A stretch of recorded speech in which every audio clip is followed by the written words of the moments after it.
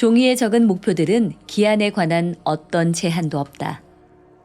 그러다 보니 경우에 따라 목표 달성까지 5년에서 10년이 걸리기도 할 것이다. 솔직히 말해서 목표 달성 현황을 매일 확인할 수는 없다. 그러면 며칠이 지나도 목표가 실현될 것 같은 실감이 나지 않기 때문에 자기 혐오에 빠지기 쉽다. 목표를 날마다 설정할 때는 보다 평범한 목표들을 찾을 필요가 있다. 거창하거나 장기적인 목표만 세울 것이 아니라 몇 개월 혹은 1년 이내에 달성할 수 있는 단기 목표를 세우는 것이다. 장기 목표와 단기 목표를 균형 있게 조절해 설정하면 좌절하지 않고 목표 달성을 향해 나아갈 수 있다. 이때 중요한 것은 단기 목표를 설정하는 방법이다. 스마트 원칙은 단기 목표를 순조롭게 달성하는 데 뛰어난 지표로 활용할 수 있다. 스마트는 다음 단어들의 머리 글자를 나타낸다. S. specific, 구체적이다. M. measurable, 예측 가능하다. A. agreed upon, 동의하다. R. realistic, 현실적이다. T. timely, 기일이 명확하다. 예를 들어 당신이 풍요로워지고 싶다고 하자. 그러나 풍요로워진다는 목표는 추상적이다. 풍요로워진다는 목표를 스마트 원칙을 이용해 다시 써보면 다음과 같다. S. 연수입을 늘린다. M. 1억 원. A. 확실히 이 정도의 연수입은 필요하다.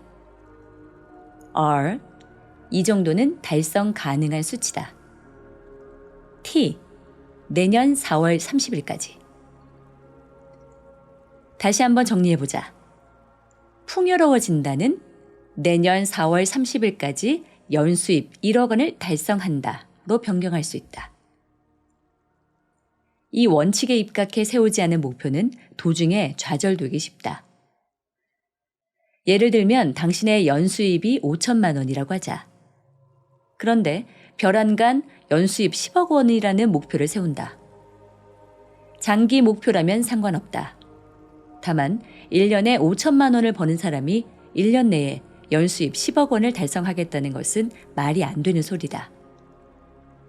비슷한 예로 운영하는 점포가 몇 개뿐인 회사의 사장이 올해 목표는 점포 2,523개라고 숫자로 발표해버리면 그 목표를 달성하지 못할 경우 회사 전체가 실망하고 좌절하게 된다. 이처럼 비현실적인 숫자를 목표로 선언하면 아무리 노력해도 목표를 달성할 수 없기 때문에 목표를 향해 나아가는 과정에서 어떤 재미와 즐거움도 느끼지 못한다. 그러면 역효과만 날 뿐이다. 목표 달성을 잘 해내는 사람은 일단 목표가 달성되면 종이에 적은 목표 옆에 도장을 찍고 완료를 선언하거나 자축하는 습관이 있다. 내 친구이자 감성 마케팅 개발자인 고사카 유지 선생은 일이 마무리되면 좋아하는 술을 개봉해 자신에게 조촐한 포상을 한다. 그러면 술은 즐겁다가 아니라 목표를 향한 전진은 즐겁다로 뇌가 착각하게 되어 시상하부에서 갑상선 호르몬이라는 자극 호르몬을 분비한다. 결국 술은 즐겁다는 목표를 향한 전진은 즐겁다로 생각이 이어지게 되고 자극 호르몬이 분비되면 그것은 목표를 향한 전진은 더욱 즐겁다라는 선순환으로 이어지게 된다. 한마디로 뇌를 파블로프의 개의 상태가 되도록 길들이는 것이다.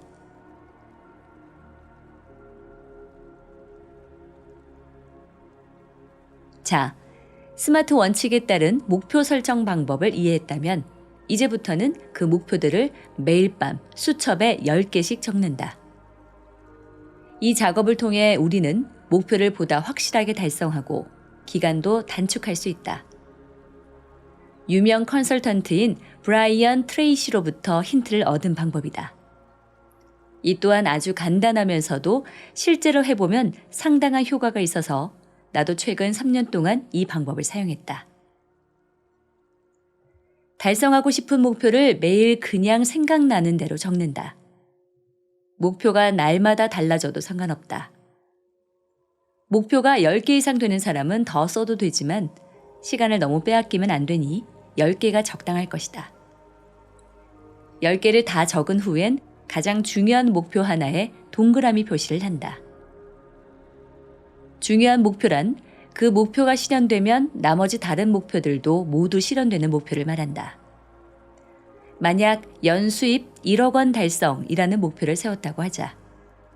그 외에 새 차를 구입한다, 연간 매출 1위를 달성한다 라는 목표도 있다고 하자. 이 경우 가장 중요한 목표는 무엇일까? 그렇다. 연간 매출 1위를 달성한다다. 연간 매출 1위를 달성하면 연수입 1억 원이 가능해지고 새 차를 구입한다는 목표도 동시에 달성할 수 있기 때문이다. 이처럼 목표의 우선순위를 정하면 자신의 에너지를 가장 중요한 목표에 집중할 수 있게 된다. 자신의 에너지를 집중적으로 써야 할 단 하나의 목표에 한 걸음이라도 더 가까이 다가가려면 오늘 무엇을 해야 할까? 아무리 사소한 행동이라도 상관없다. 무엇이든 할 수 있는 일을 적는다. 정말 중요한 이야기니 한 번 더 강조하겠다.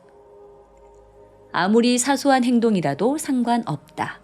무엇이든 내가 할 수 있는 일을 적어본다.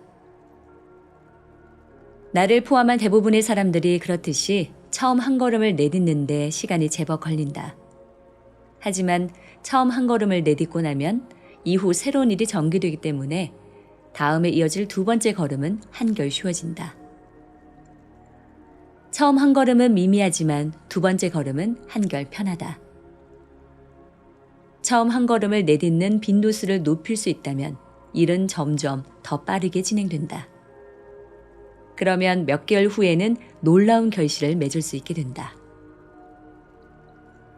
처음 얼마 동안은 매일 밤 목표 10개를 적는데 10에서 15분 정도의 시간이 걸릴지 모른다. 하지만 10일 후에는 4에서 5분이면 충분하다. 또한 처음에는 목표가 자주 바뀌지만 하다 보면 자기가 정말 달성하고 싶은 목표들만 반복해서 적을 수 있게 된다. 한 걸음이라도 가까이 다가가는 행동이 생각나지 않는다면 그냥 있어도 괜찮다. 답은 잠자는 동안 나온다라는 암시를 걸고 잠들면 된다. 그리고 다음 날 아침에 노트를 펼친 뒤 다시 한번 스스로에게 질문해 본다. 오늘 내가 해야 할 사소한 행동이 무엇인지 떠오르는 날이 차차 늘어감을 실감할 것이다.